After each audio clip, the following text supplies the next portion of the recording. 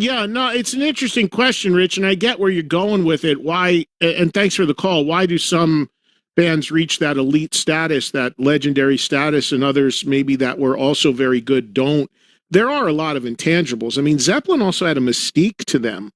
There was a mystique to them. They had a larger than life, in more ways than one, manager who was notorious for the way he fought for the band and the way he ran things. And Peter Grant, they had an, I mean, they had an image. I mean, the front man. I mean, the Golden God, Robert Plant.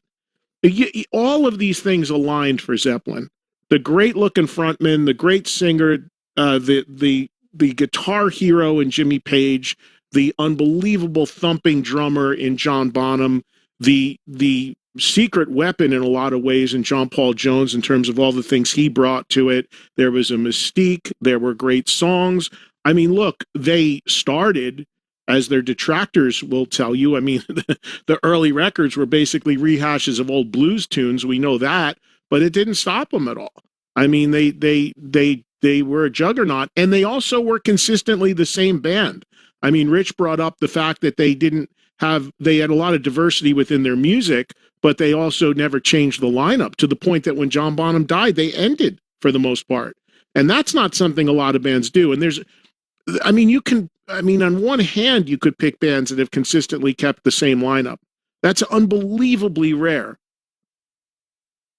So there's a lot of things. And at the end of the day, and production, the way this lucky, the timing, the breaks. I mean, there's so many intangibles that need to line up. But first and foremost, great songs. I mean, that's the thing I hear, and I've talked about this often, that so many of these younger bands, why can't we break through? How do we do it? What aren't we doing? You've got nobody telling you and giving you direction on your songs. The songs just are not great. And that's a very hard thing for a band to hear. And it's a very hard thing for a band to fix. And it's a very hard thing for a band to recognize, especially if they're asking and only talking to their inner circle for advice. And a lot of times it's just not great. You don't say that to be harsh or to be a dick. It's just very few people will hear that and have the balls to say that to you when you're an up and coming band. It's not good enough.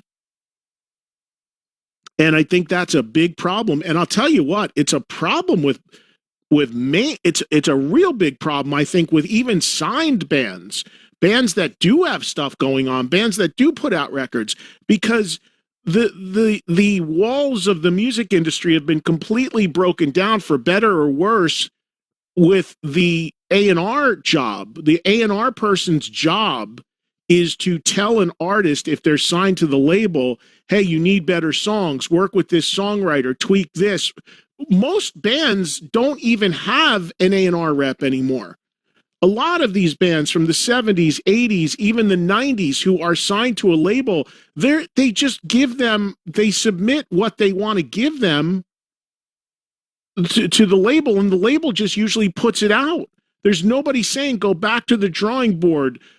That song's not good enough. Work with this writer. Try to do this.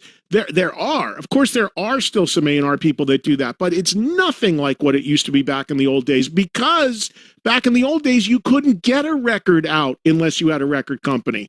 Now you have a lot of small labels, indie labels that'll just put out anything they're given, or there's no label at all. So there are no gatekeepers and nobody policing more than half of the material that actually does come out through proper channels.